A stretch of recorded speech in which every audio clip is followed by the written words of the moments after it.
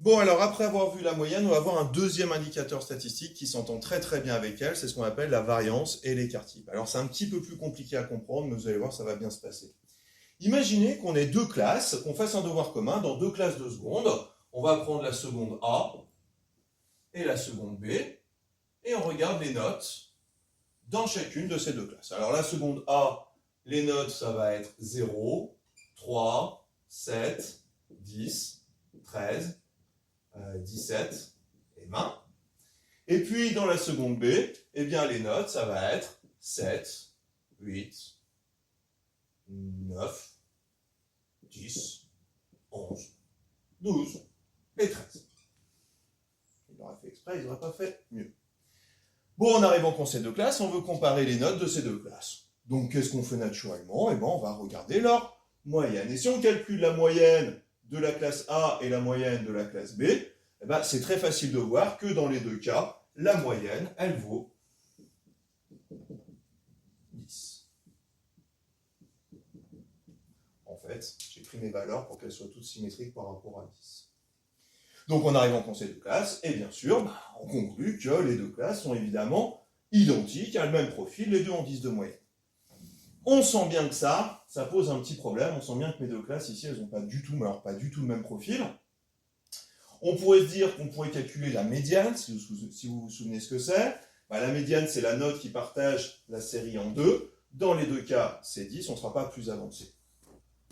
L'idée, ce serait de mettre en place un indicateur qui nous permette de donner cette idée que la classe B est quand même plus homogène que la classe A. On voit que dans la classe B, les notes sont quand même regroupées, alors que dans la classe A, les notes sont plutôt hétérogènes. Qu'est-ce qui nous fait dire que les notes sont regroupées dans la classe B et hétérogènes dans la classe A? En fait, c'est que dans la classe B, les notes sont quand même plus proches de la moyenne que dans la classe A. Donc, ce qu'on va faire, c'est qu'on va calculer l'écart de ces notes avec la moyenne. Donc ici, si je calcule l'écart avec la moyenne qui est de 10, voilà ce qu'on va obtenir. Pareil pour la classe B.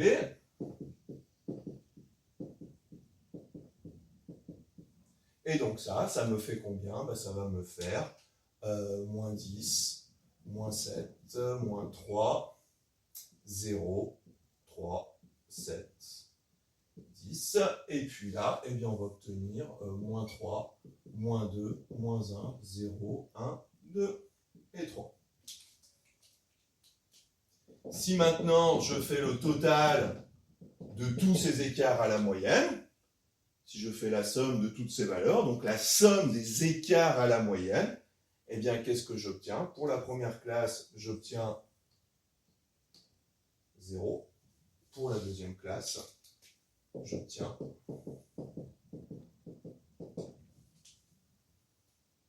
0. Et ça marche pas. Ça marche pas pourquoi? Parce qu'on a tantôt des écarts qui sont négatifs, tantôt des écarts qui sont positifs. Dans les deux cas, ils vont s'équilibrer. Au final, ça ne nous parlera pas. Donc, ce qu'on va faire, c'est que ces écarts-là, on va chercher à les rendre positifs. Quelle fonction on a à notre disposition pour rendre des nombres positifs?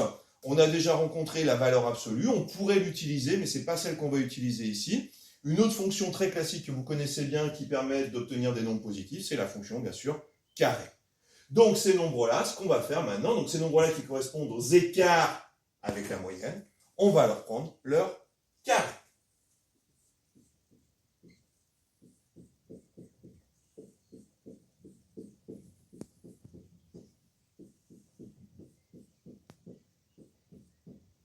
J'ai l'impression de faire une punition d'école primaire.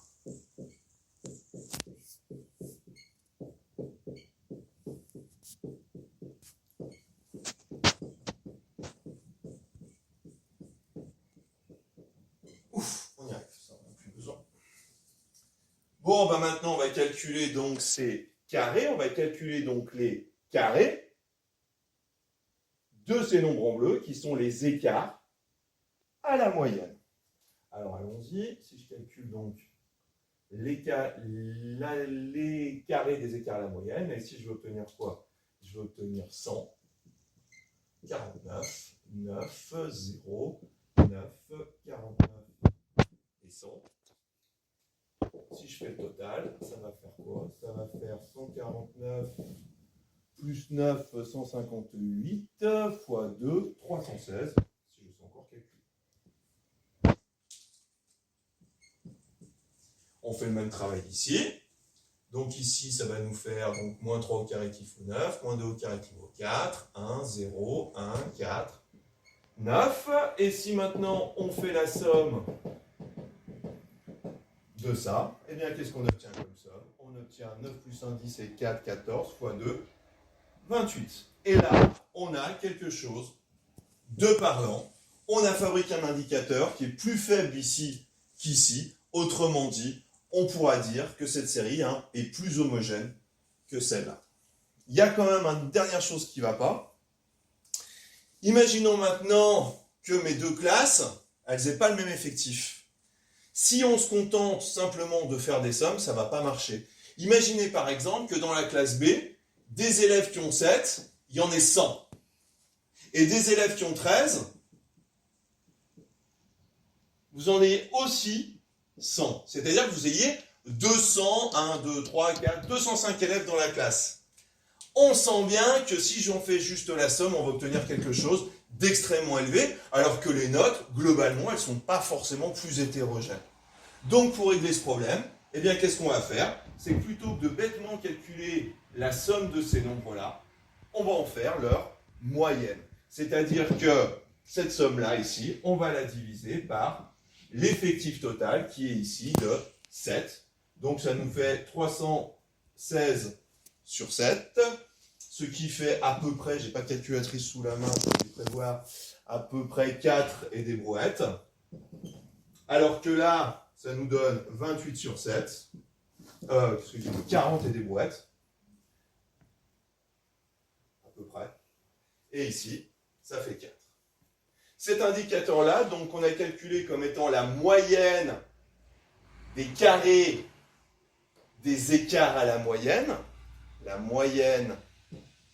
des carrés des écarts à la moyenne, il porte un nom, c'est ce qu'on appelle la variance, et on le note traditionnellement avec la lettre. Problème. On y est presque, mais il nous reste un problème. Imaginons maintenant que ces données-là, ce ne soient plus des notes, mais ce soient des distances. Par exemple, la distance à laquelle habite chaque élève du lycée. Par exemple, lui, il est interne, il vit au lycée, lui, il habite à 3 km, lui à 7 km, etc., etc. Quand on calcule la moyenne, si mes données sont en kilomètres, la moyenne va être en kilomètres. Mes écarts à la moyenne vont aussi être en kilomètres. Oui, mais quand on va prendre les carrés, ici, on va obtenir des kilomètres carrés. Et en faisant la moyenne de kilomètres carrés, on va obtenir des kilomètres carrés encore.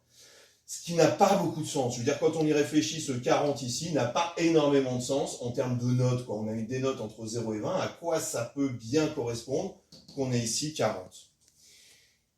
Pour ça, si on a des carrés et qu'on veut revenir à notre unité, il suffit de prendre la racine carrée et on définit donc ce qu'on appelle l'écart type.